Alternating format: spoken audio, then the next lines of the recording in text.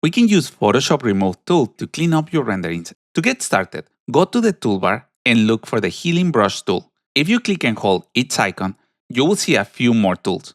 The Remove tool is usually the second one in the list. Go ahead and select it. Once you have it selected, just paint over the object or detail you want to remove. It can be a mistake, a shadow, a light feature, or anything you don't want on your final image.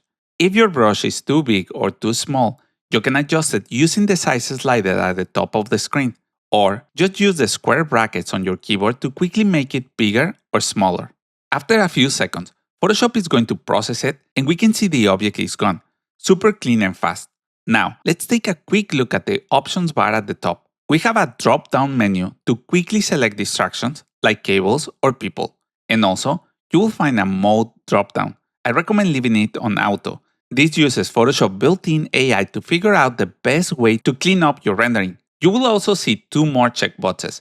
Sample all layers. This is super helpful if you are working with multiple layers in your composition. It makes sure the tool pulls data from everything visible, not just the current layer. Remove after each stroke. If this is checked, Photoshop is going to remove the object right after you draw.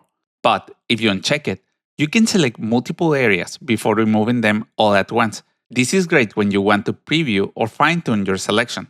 If you're in that manual mode, you can also refine your selection using the Alt key to subtract from your brush strokes. That gives you more control over what exactly gets removed.